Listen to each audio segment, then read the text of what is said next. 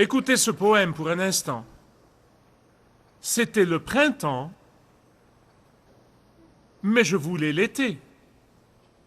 Les jours chauds et le plein air.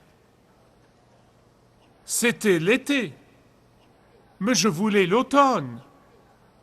Les feuilles colorées, l'air sec et frais. C'était l'automne, oh, mais je voulais l'hiver. La belle neige, la saison des vacances. C'était l'hiver. Oh, mais c'était le printemps que je voulais. La nature en éclosion, en pleine floraison. J'étais enfant. Ah, mais c'est adulte que je voulais être. La liberté et le respect. J'avais 20 ans, mais je voulais avoir 30 pour être mûr et sophistiqué. J'étais d'âge mûr. Oh, mais je voulais avoir 20 ans. L'esprit libre et la jeunesse. J'étais retraité. Oh, mais je ne voulais que l'âge mûr, présence d'esprit sans limitation. Ma vie s'est achevée sans que j'aie pu avoir ce que je voulais. Probablement chacun de nous peut s'identifier à ce poème sur un certain plan, dans certaines parties de sa vie, à certains stades de sa vie. Je pense que chacun de nous peut s'y identifier. Je pense que chacun de nous a été atteint de cet esprit de mécontentement. Ne le prenez pas mal. Tous les mécontentements ne sont pas mauvais. Il y a un bon côté dans le mécontentement. C'est votre mécontentement de votre vie de prière qui vous pousse à faire quelque chose sur ce plan. C'est votre mécontentement de votre engagement au Seigneur Jésus-Christ qui vous pousse en fait à redéfinir vos priorités.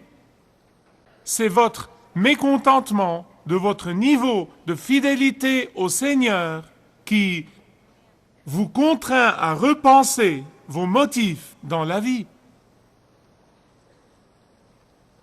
Mais le mécontentement a aussi un mauvais côté. Dieu appelle ce mauvais côté du mécontentement, il l'appelle convoitise. La convoitise.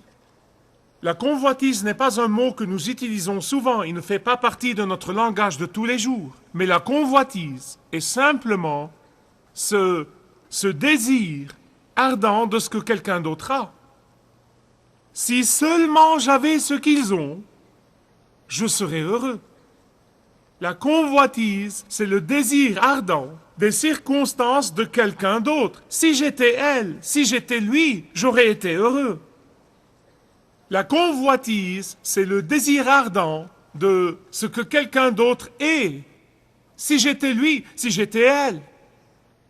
La convoitise, c'est cette envie qui dit « si seulement, si seulement, si seulement ». Je veux vous dire certaines choses sur la convoitise avant de commencer à prêcher, d'accord? La convoitise est toujours myope. Toujours myope. La convoitise ne peut jamais voir l'image entière. Elle est incapable de voir l'image entière. La convoitise s'occupe toujours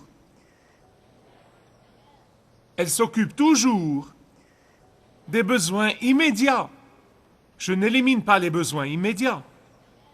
La convoitise a toujours un fort désir de satisfaction immédiate.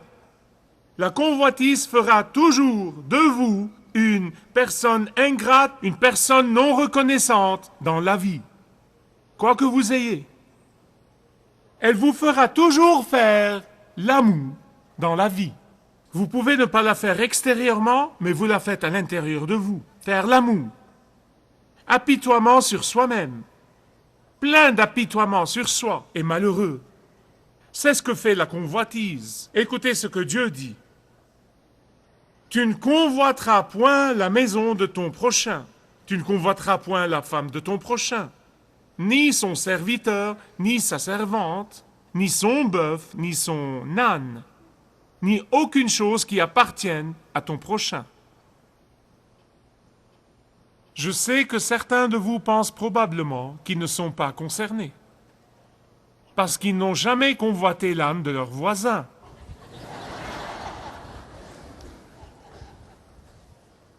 Écoutez, Dieu savait qu'il allait y avoir dans le 21e siècle des personnes intelligentes qui vont dire « Je n'ai convoité l'âme de personne ou le bœuf de personne. » Et Dieu a voulu combler cette lacune.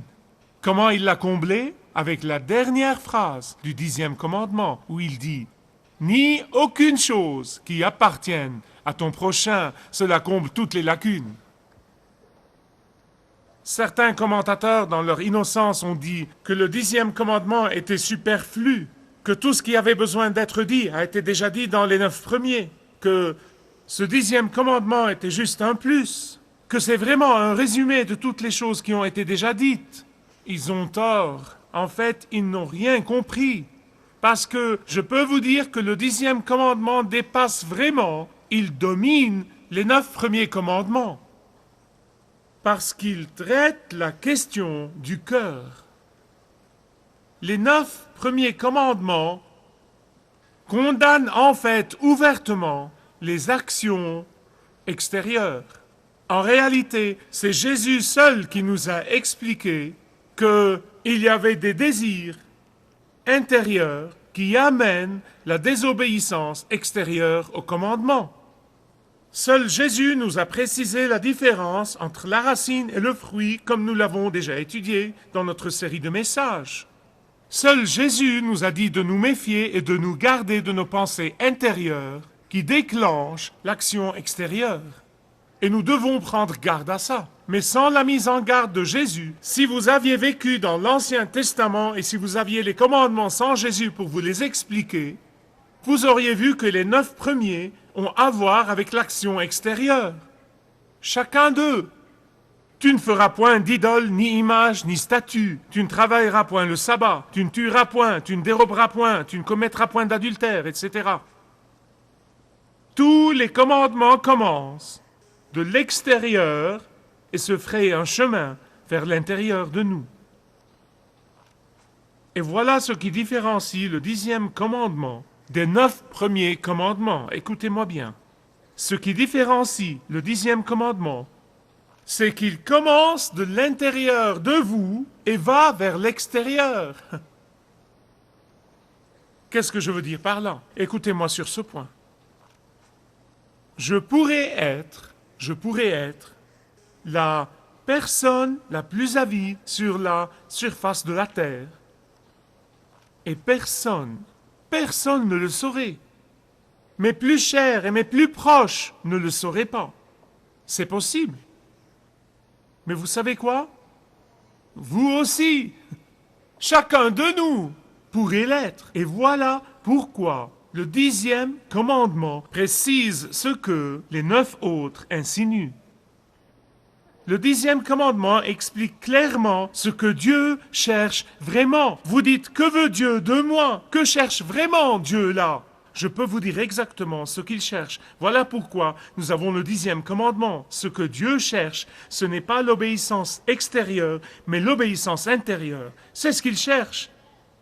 Il cherche l'obéissance intérieure.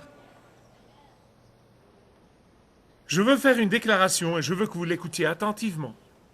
L'obéissance extérieure est très dangereuse. Pouvez-vous le dire avec moi? L'obéissance extérieure est très dangereuse. La raison pour laquelle les églises sont pleines de pharisiens et de légalistes, c'est qu'elles focalisent sur l'obéissance extérieure et non sur l'obéissance intérieure.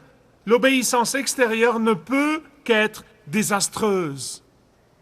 Voilà pourquoi Dieu doit sceller ces 10 commandements avec le 10e qui parle de l'obéissance intérieure. Sans le 10e commandement, nous pourrions facilement, chacun de nous, être tentés de devenir comme les pharisiens. Nous pourrions focaliser sur l'obéissance extérieure, mais nos cœurs seraient loin de Dieu. Et nous deviendrions alors des hypocrites comme eux. Vous voyez, voilà pourquoi Jésus a tellement condamné l'hypocrisie.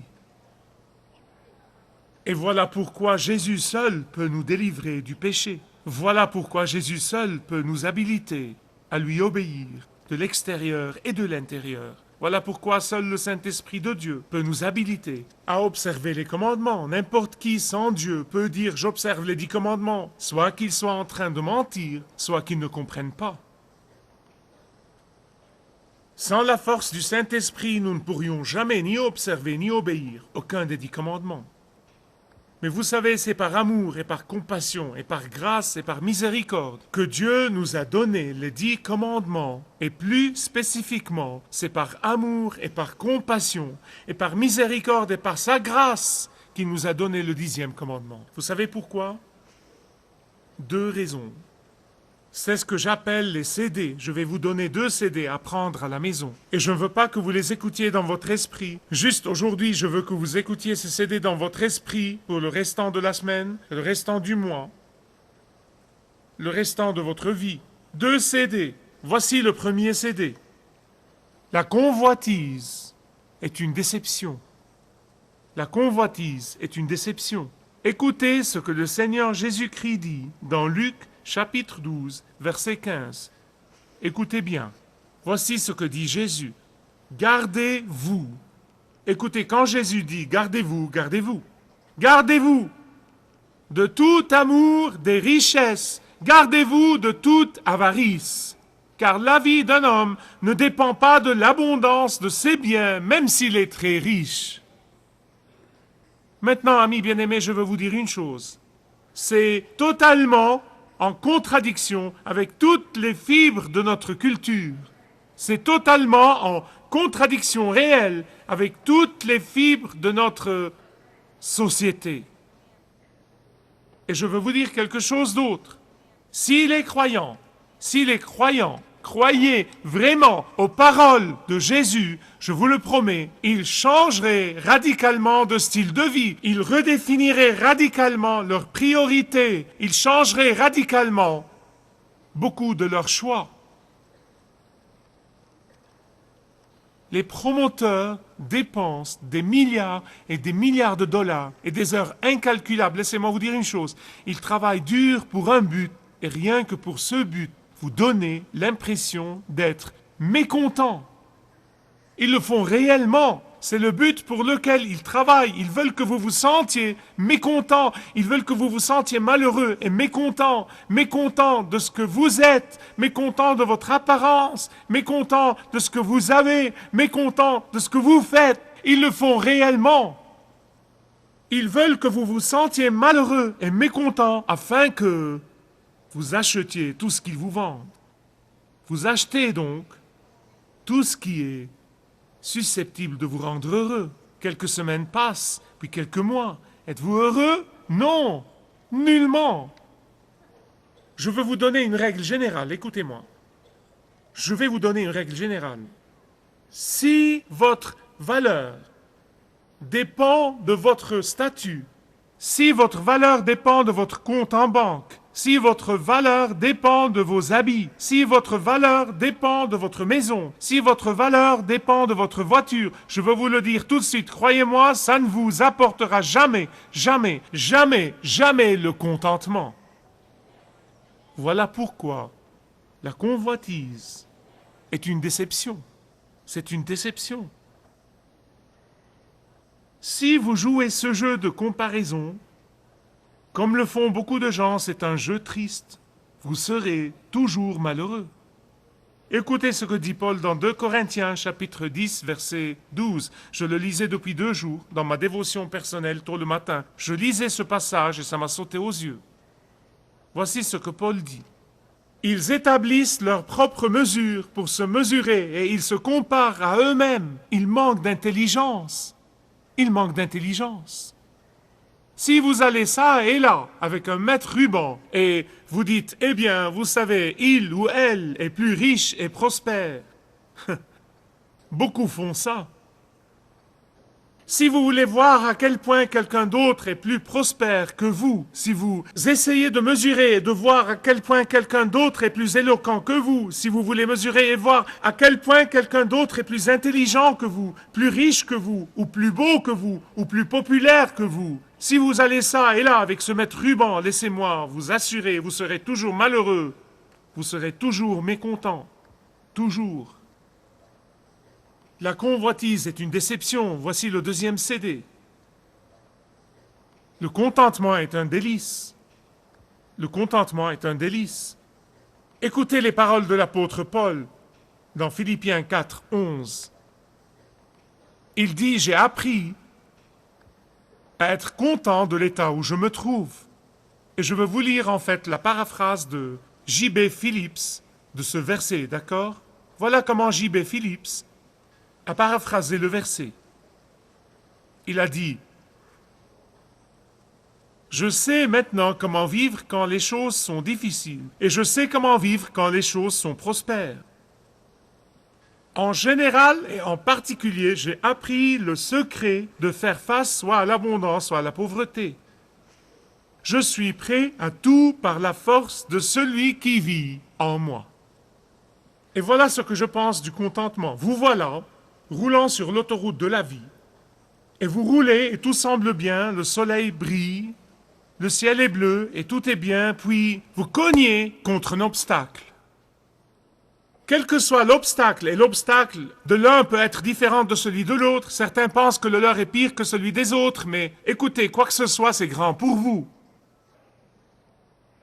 Que ce soit un obstacle de santé, que ce soit un obstacle relationnel, que ce soit un obstacle financier, quoi que ce soit, c'est un obstacle pour vous. Il y a 2 façons de réagir à ça.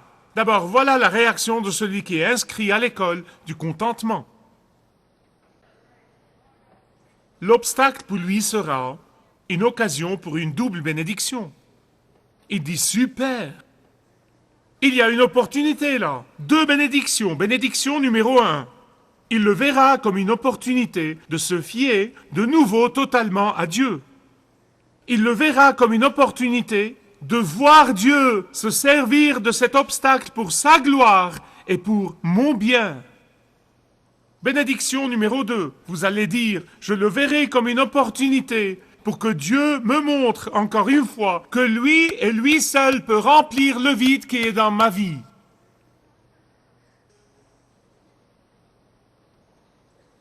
Écoutez ce que dit Hébreux 13, 5. Contentez-vous de ce que vous avez. Pourquoi? Parce qu'il ne te lâchera pas et ne t'abandonnera pas. Pour ceux qui ne sont pas inscrits à l'école du contentement, écoutez-moi bien. Pas besoin de me dire si j'ai raison ou tort. Pensez-y à la maison. Mais je peux vous assurer, voilà ce qui se passe dans votre vie en ce moment. Vous dites, comment le sais-tu? Oh, ça va être un secret entre nous deux. Voilà ce que vous faites. Vous tournez, tournez, tournez, tournez, tournez, tournez, tournez, tournez, comme la comptine. Autour du buisson des mûriers, des mûriers, des mûriers. Vous allez continuer à faire comme les enfants d'Israël. Oh, j'ai la tête qui tourne. Mais écoutez. Les enfants d'Israël, quand ils étaient sortis d'Égypte, ils avaient refusé d'apprendre cette leçon. Mais Paul a dit, j'ai appris. Donc pendant 40 ans, ils ont tourné, tourné, tourné, tourné, tourné, tourné en regardant les mêmes buissons, les mêmes rocs et le même sable, encore et encore et encore et encore. C'est comme le type qui se plaint de ne pas avoir eu de promotion. Il dit, j'ai 25 ans d'expérience. Et son patron lui dit, ce n'est pas vrai. Tu n'as qu'un an d'expérience. Répétez 25 fois.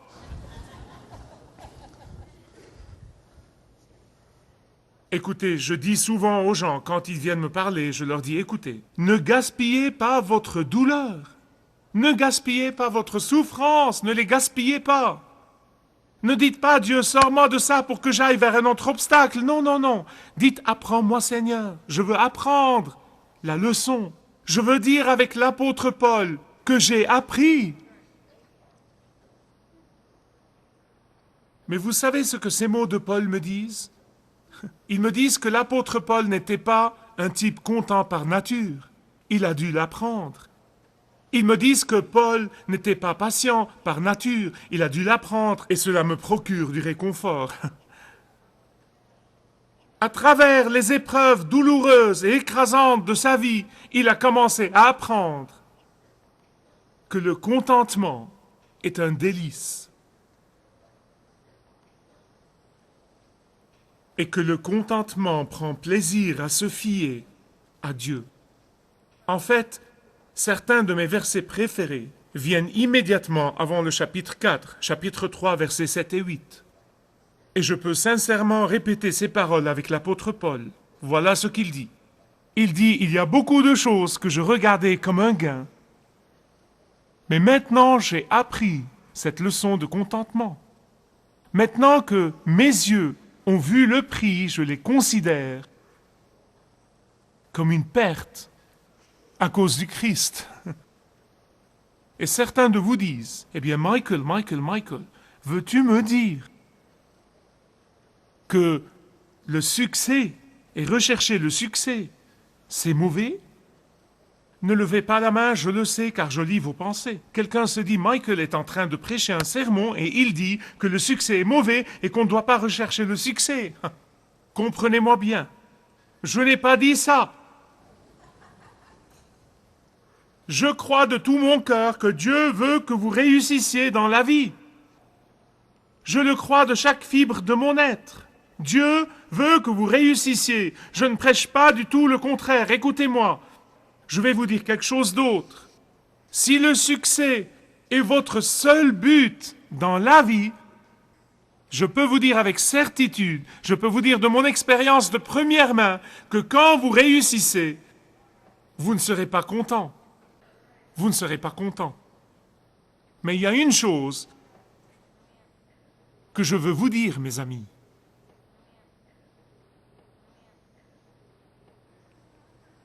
Que vous et moi éprouvions le contentement quand le voyage est facile est une chose, mais éprouver le contentement quand la mer est tumultueuse, quand les choses vont mal, quand le vent vous gifle le visage, en est tout à fait une autre.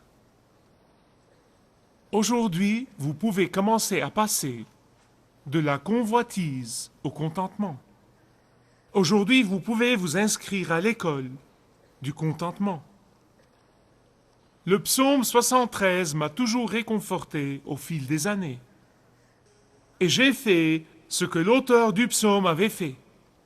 J'ai posé à Dieu maintes et maintes fois la très vieille question: Dieu, pourquoi les méchants semblent-ils prospérer et les vertueux souffrir?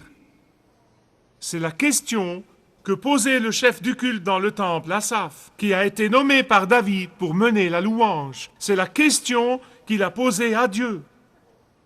Il a dit, Dieu, pourquoi les méchants semblent-ils en bonne santé et riches et libres de douleur et puissants et sans problème? C'est donc en vain que j'ai purifié mon cœur. Puis, il commence à voir les choses du point de vue de Dieu. Non pas de ses propres yeux, mais du point de vue de Dieu. Et quand il voit le châtiment éternel des méchants, quand il voit la douleur éternelle des méchants, quand il voit l'horreur éternelle que les personnes même qu'il convoitait allaient endurer, il se repent sur sa face devant Dieu. Bien-aimés, je veux vous dire que quand vous passez de la convoitise au contentement, quand vous passez de la pensée du monde à la pensée divine, Dieu vous bénira en double portion, parce que le contentement est un délice et trouve son réjouissement dans le Seigneur. Si vous désirez connaître Dieu d'une manière personnelle, demandez le livret « Retrouvez la joie que vous avez toujours désirée » et vous pourrez découvrir l'amour de Dieu pour vous et apprendre comment expérimenter son pardon.